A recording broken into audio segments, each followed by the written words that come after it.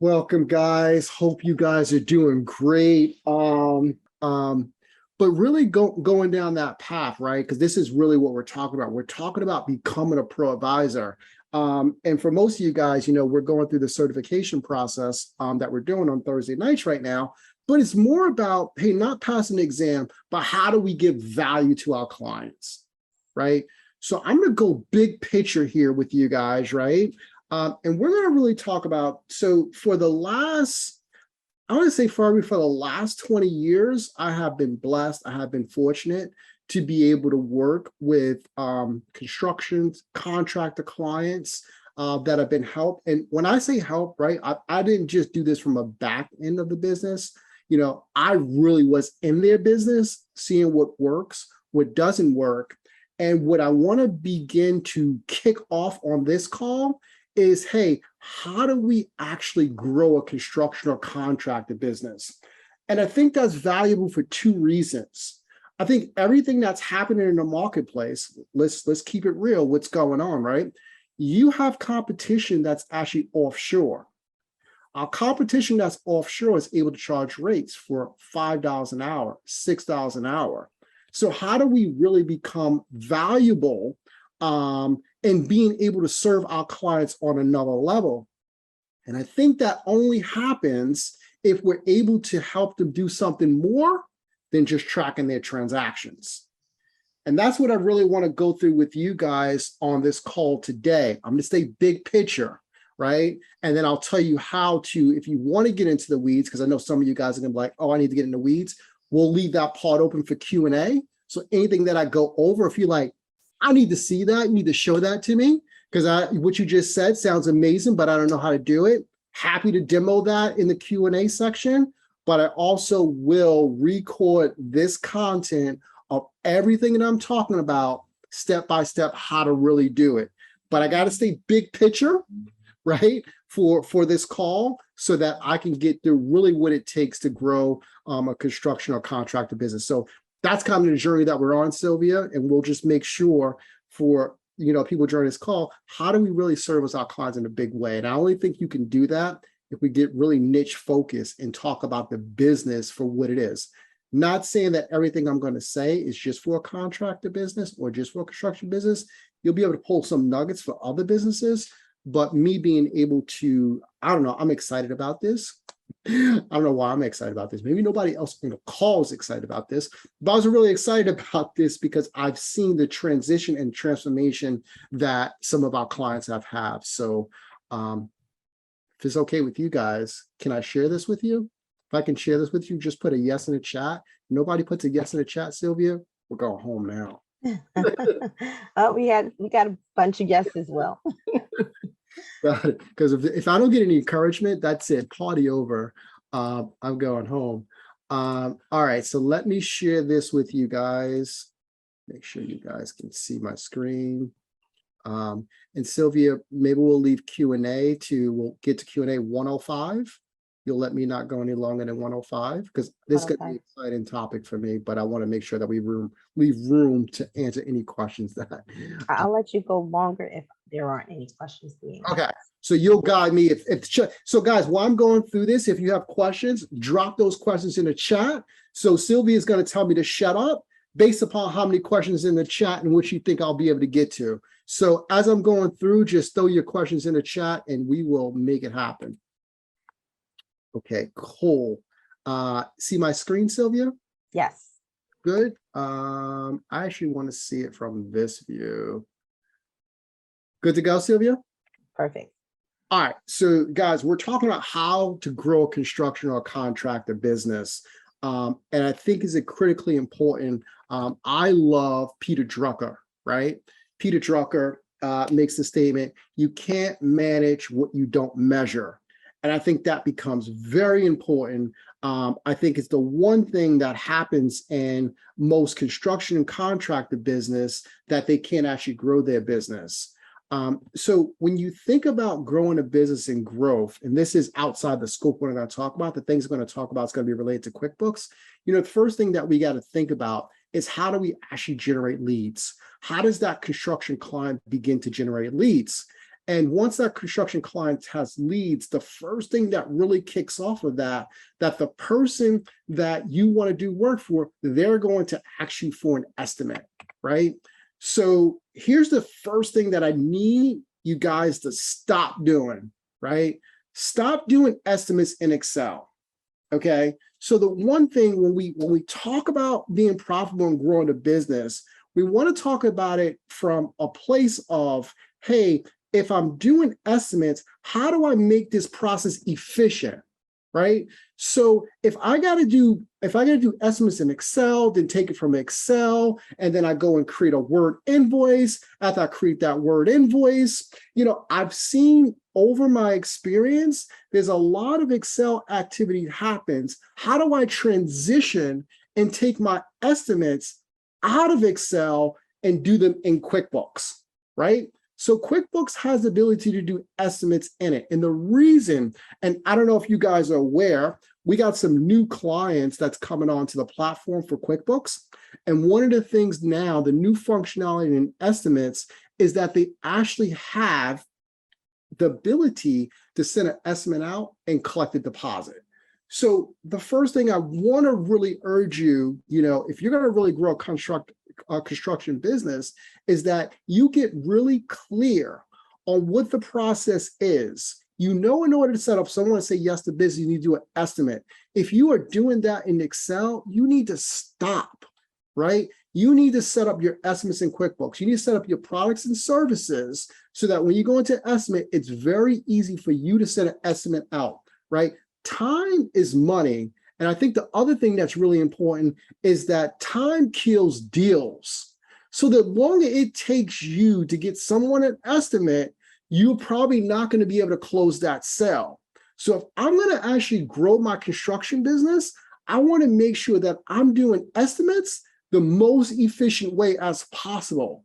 So I don't know what your process is, but for you guys that's on the call, that you see your clients doing estimates in Excel, here's the management point, right? How do we transition them to stop doing estimates in Excel and do those in QuickBooks, right? And I'm going to build out the details of how you do this so that if someone says, you know what you were saying is absolutely right, and if this would be valuable, just think about if you're talking to a contractor, construction, hey, how do you do your estimates? He's going to tell you this way. And if you give him a plan of how to transition that over to QuickBooks, he's going to love you, right? So that's number one, stop doing estimates in Excel. Second thing, you should be collecting deposits from estimates. New functionality in QuickBooks, right? You got the ability to send out an estimate and also ask for a deposit. Why is that important, right? So if someone says yes to me, then there's another step for me to actually collect the payment. But if I'm able to send an estimate out, and in that estimate, ask for the deposit. So when they say yes, they send the deposit to me.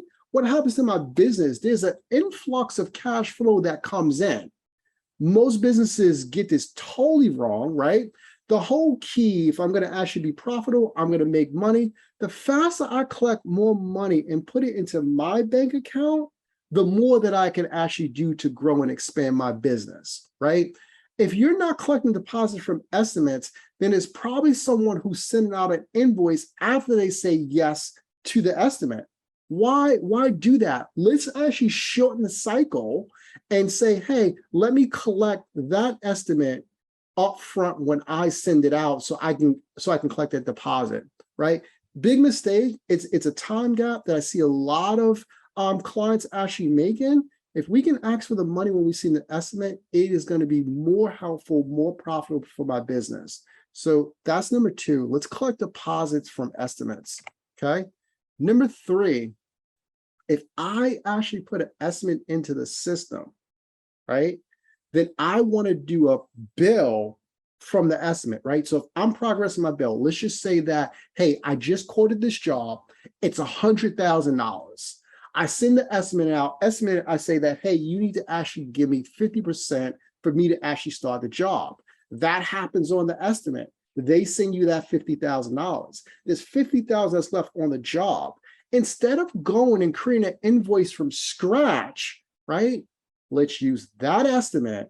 Let's progress bill The next portion that's due, maybe that's 25%. I don't want to go recreate the wheel, right? I see this so much, it drives me crazy that you've done an estimate, you spelled out to the client exactly what you're going to charge them. But then when it comes time to bill them, you send them something different that they never seen before, right? Then that brings up questions, that brings up concerns. That's a break in the cycle, right? If I'm going to really manage this business well, just bill from what they agreed to, right? There's no dispute with that. Hey, this job was supposed to be $100,000 at the beginning.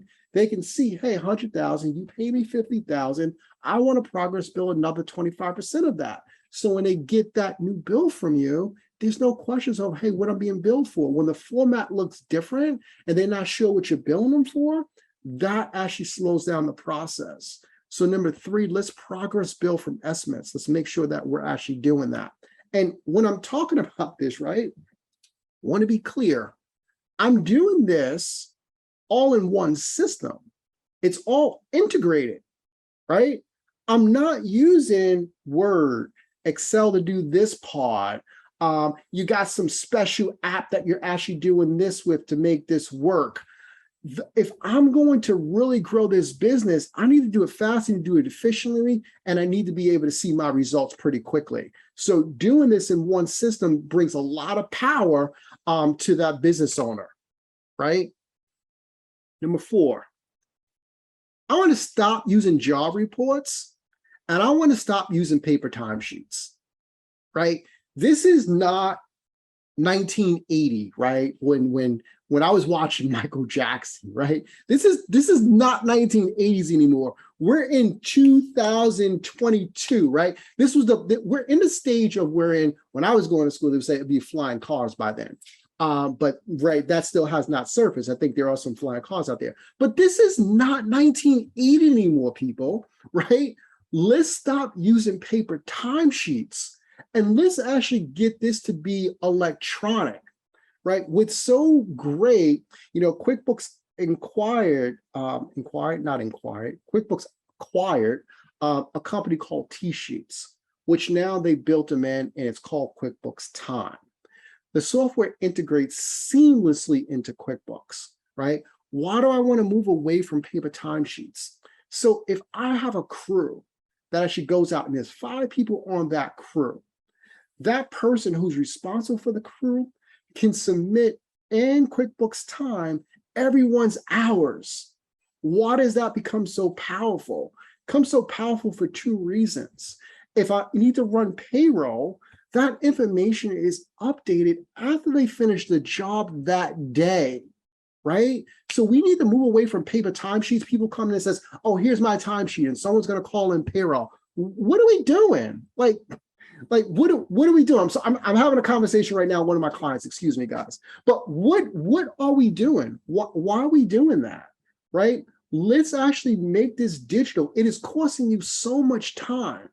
Not only is it costing you so much time, I think there's billing opportunities that we miss because we have paper timesheets. So we have paper timesheets. That means that there's going to take someone time to add up everyone's hours, to call that into payroll.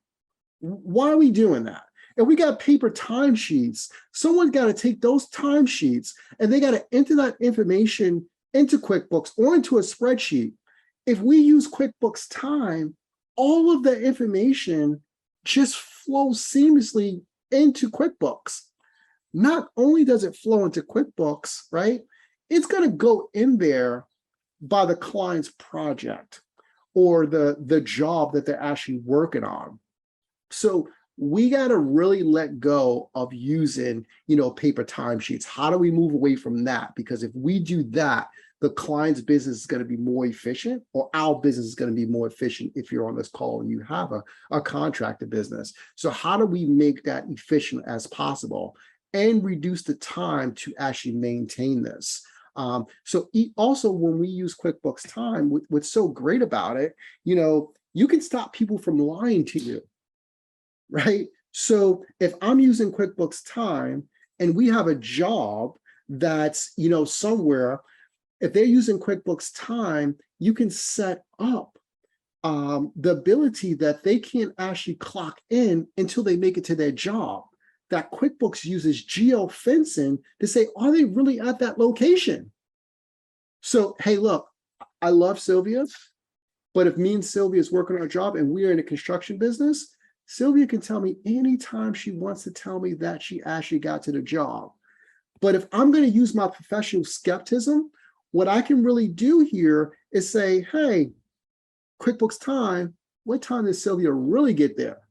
Right? So using geofencing becomes really an important part of me delivering a high value service, also keeping my team members accountable, also being able to run my payroll seamlessly, also being able to take this time and bill it back to my clients. So I want to get away from paper timesheets. It does no one benefit. The only people who won't get away from this, and this is real, this is people who has been doing it that way for so long, right? They're going to fight with you and say, hey, I can't let go of paper timesheets because of X. Really? Is that really true? And if we are not able to manage the relationship and have them change, then the value that you can deliver to a client is not going to be as great if they begin to do this. Why? Right? We can't manage what we don't measure. And if I got to actually do calculations in Excel to figure this out, then that takes more time away from me really serving a client. But if they do this, then I can tell them how much time they spent on every job. What was the payroll cost for every job, right? So using this is a tool, and we want to make sure that we implement this and execute this. I don't want to stay on timesheets all day, but if you guys really understand me and what I'm saying, it is one of my pet peeves, right? No more paper timesheets. It's 2022. I also want to track your expenses as they are incurred, right? What happens a lot is that, we are waiting to get things. That is no way for me to really manage the business. Give you a perfect example. You can have a relationship with a vendor, and you may be able to pick up the phone and say, hey, vendor, I need to have 20 of this or 30 of this, whatever it is. What most clients do, they actually wait till they get the invoice. The problem with doing that, I don't have up-to-date information of where I'm at with this job because I didn't pay the invoice yet. That is the wrong way to do it. If I'm going to actually manage this construction business, as I'm incurring in expenses, I need to make sure that they are being tracked. There are so many vendors out there that takes 30 days or 40 days to actually bill you for the work.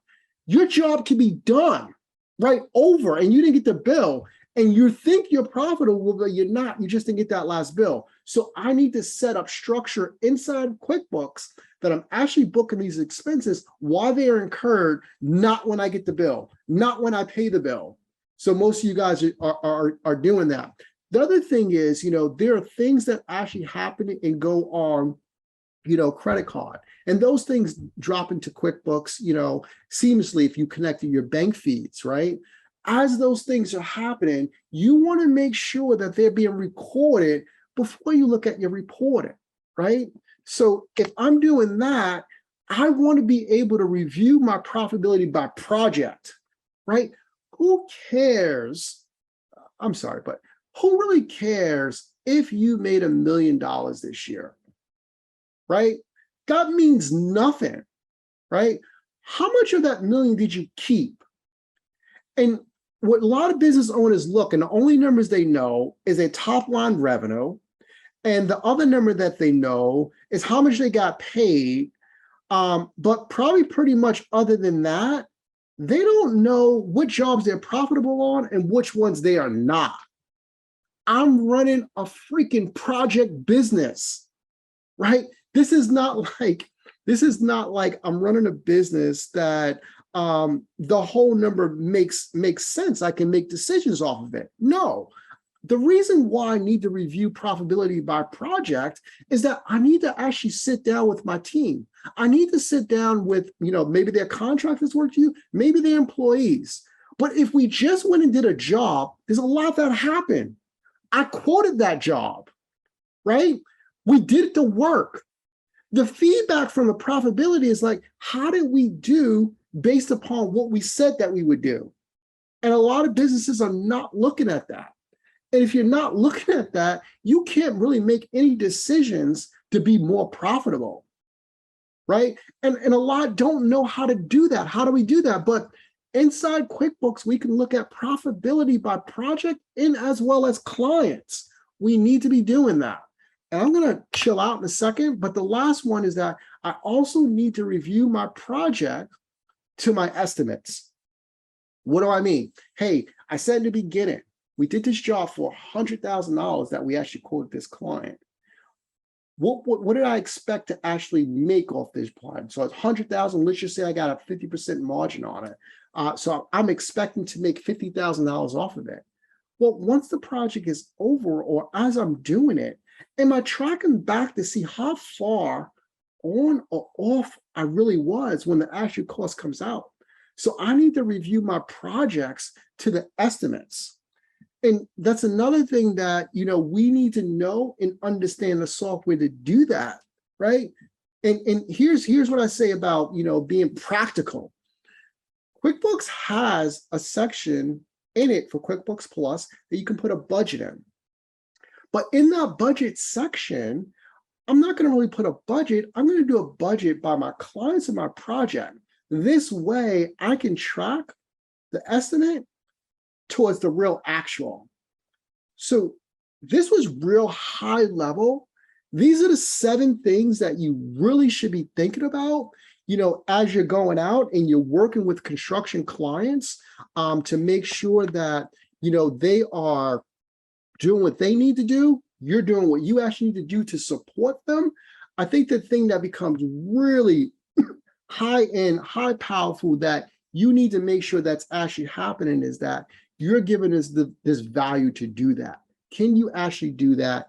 Can you actually create that? So over the next, few weeks, what I'll be doing is that how to grow a construction business, these 7 things that I talked about, I'm going to actually put all of these videos in our online portal. So if you are working on becoming a pro advisor, you'll have access to it. If you're like, hey, I really want to serve contractor business, construction business at a high level, I invite you into our community to join us. The community there for it's $49. I do not want to take anybody into my community because it's really critically important that we get people that can actually do the books for these construction clients. I think that our mission and what we want to do, we want to make sure that, any business owner that makes less than $10 million in revenue, that we can be the one-stop shop to help them grow their business. So that's my mission. That's all I'm about. What I've come to the conclusion is that I need people to do that, right? I need people to actually keep books. I need to be able to support them. I need to make sure that they're growing and developing. I need to be able to make referrals to these business owners that we get in contact with. So if you are thinking about, hey, I want to do more contractor construction work, if you're thinking that, hey, I want to serve clients at a high level and I don't have the support that I need, what you just talked about today is way over my head. Will, I don't even know what the hell you were talking about on this call. Come join our community and I'll be able to coach you and nurture you on what you really need to do to become a real pro advisor. So that's it, Sylvia. I'll turn it over to you. If any questions, we'll take those now. And if not, I'll jump into QuickBooks and kind of demo some of this stuff. So I'm going to show you something new that some of you guys may not have saw in QuickBooks yet. This is new functions and functionality. This is what's so crazy about QuickBooks. You'll wake up tomorrow and there's a new function that's there, right? And this new function you didn't see yesterday, so you don't actually know how to use it. But some of you guys may not have this in your apps, right? This is new for this client. So when you go and look in your app, like, I don't have that. it's coming. It's just a phase of the rollout of it. But this is where I'm going. And I think the other thing that's so important with this is that speaking to the guys at Intuit, one of their biggest things is they are investing dollars into the online platform. So them investing dollars in the online platform, you should be really thinking about, hey, how do I do more online? Because I think desktop is going to sunset someday. So let me share this with you. So this is what I was talking about in terms of estimates. So this is an estimate. You can see the estimate screen. You can see it says new. So if you look here, you have deposits on. So you can actually request a deposit now when you're actually sending estimates out. This functionality you didn't have before. So now that you have this functionality, this is what I was talking about in our workflow and our process, you should be requesting deposits so that when that client gets that estimate, they can actually pay you. So I'm going to stop sharing that. So that was what I was referencing when I was talking about doing an estimate and getting a deposit. I'm going to go into this test environment because some things I really want to dig into and show you guys. And Sylvia, you can just stop me if you ever get any questions. So let me go into this test environment to show you this. So I'm going to just reinforce, some of the things I kind of just spoke about, right? So I'm going to share my screen. So I got this landscape and contractor business that I'm kind of playing in, right? And what I have the ability to in my gear icon, under my account and settings, under my sales option here, I have this ability to turn on progress invoicing, right? Me turning on progress invoicing, I'm gonna click update and click save. What it basically gives me the ability to do is to progress bill my clients. So if I actually create an estimate, and that estimate is actually in here, and I'm just going to just do something really quick here. Just say $1,000, right? So this estimate's in here. On the new format, you don't see it here, right? It's the old estimate. I show you guys a new one, so you guys know I'm not making this up. You can build a deposit. On the old one, you can't build a deposit, so it's not here. But let's say I build a deposit for $1,000. The client said yes to that, right? So instead of actually going to create something new, when I go to invoice, I actually pull up that person. On the right-hand side, that estimate that the client said yes to is here. And I can just basically add this to the bill.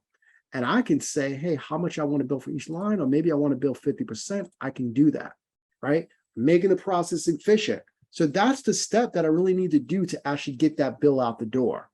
And then basically send that to the client for payment.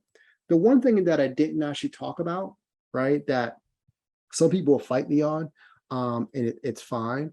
But if I'm sending invoices out from QuickBooks from here, I should really think about turning on ACH, right? Being able to use the merchant account within QuickBooks. Yes, you can get a merchant account outside of QuickBooks. Yes, the rates may be actually cheaper, but the time I'm saving, to actually send this invoice out and get paid on it, it's worth every dollar to me, right? And maybe you don't want to take credit cards, and that's fine. So when you turn it on, just say that you want people to pay you by ACH, and then that will be 1% up to a maximum of $10 a transaction. So if you have a contractor business or you have a construction business and you can't afford the $10 fee, man, I don't even know if you should be in business. Because what I really want to do here, I want to send this out. I don't want to say, oh, you want to pay me? I'll call me on the phone. I'll take your card over the phone. No, I want to send this to them and I want them to get paid. That's part of this, being seamless. The other thing here, right, want to begin to talk about is projects, right? So now if I actually have projects here, I begin to actually look at every single project I have, in here in QuickBooks, I have my income, I have my costs, how much profit I can actually make on this. If I'm actually pulling in the time from QuickBooks Time, what I talked about before, then I can actually, see this all in one place and see what's happening. So if I look at this project, I can see all the transactions, I can see the time activity, I can run project reports, I can see any attachments that's for this job. It makes the process seamless. So, right, it's so important how we integrate this all to give our clients more value or just for ourselves. So consider, turning on projects just to make sure that we're tracking all the costs, right? What you'll notice here, when I actually turn on, and I pay somebody, Books by Bessie, and I have this customer project, I can assign all of my costs to a project. So not only, I will see profitability for the company as a whole, but I'm seeing profitability at the client level. So that functionality is there. Once again, I'll be building out all this functionality and how to actually do this inside the portal. So if you guys are, interested, join me in doing that. But that's what I'll be working on for the next 4 weeks. Also, here's another thing that you have that people probably don't know that they have. When you go here for QuickBooks Plus, you have this tool, which is this budgeting tool, right? How do I actually use this? So if I'm using this for a contractor business, you notice at the very top says subdivide by, I can actually say customer, right? And then I can actually subdivide by anybody I want. So what does this become? In the beginning, when I'm actually making up my estimate, if I put that estimate in here that I've actually created, then I can run an estimate versus the project or the job and see exactly what I did on this. And all of this becomes organized. I have so many people that I've actually talked to that has construction or contractors business. And I'm like, hey, what's your projection? What are you going to do for the year? And they have no clue, right? But if I know what jobs I have teed up, if I know what jobs I got agreements on, then I can put that in here and I'm able to project out, the resources that I'm going to need at a very high level. So I just want to tell you guys, hey, if you guys are not using this functionality, you really actually should. And you are doing your client a disservice if you're not talking about them doing those things. It's all about how do we get the data to be meaningful that they can actually take action on. So begin to, play with that. And then if what's in QuickBooks is not enough for you, use the app. The other thing I want to talk about, but I want to talk about it, I want to be a little discerning when I actually talk about it, is payroll, right? So if I'm using QuickBooks Time and I have payroll inside QuickBooks, then my payroll becomes seamless. We've seen some challenges with QuickBooks payroll as far as what they've done and just how the service actually operates. I'm hoping that their payroll gets better as they actually move along. But it makes it pretty seamless if I do a few things. One, I get merchant services with QuickBooks. Two, I actually integrate payroll with QuickBooks. Three, I transition off of anything that's paper. I put that information into QuickBooks. This way, everything's all in one place. So that's my story. I will begin to build this out in the portal. If anybody's interested in joining our community, I will drop my link in the chat. Join you. Love to have a conversation with you if you think that this is something. If you think that, hey, you know what? I'm building a business and I need someone to actually mentor me in doing this, or, I have calls to my clients and guess what? I get stuck. And when I get stuck, I get on the phone with QuickBooks and QuickBooks has me on a call for 2 hours. It is not practical. This is who this is really for. So if that's something that interests you, you're like, hey, you know what, Will, I think I would love to connect with you. Book call with me, we'll have a chat about it. But the community that I'm talking about, you are looking at investing at least $49 a month. And if that's something that works for you, we'd love to have a chat with you. If you're like, hey, you're crazy, it's not worth $49 to actually connect with you, that's fine as well. So no pressure there. But if no one has any questions, maybe we can just roll right into the winner, Sylvia, or if you have something else.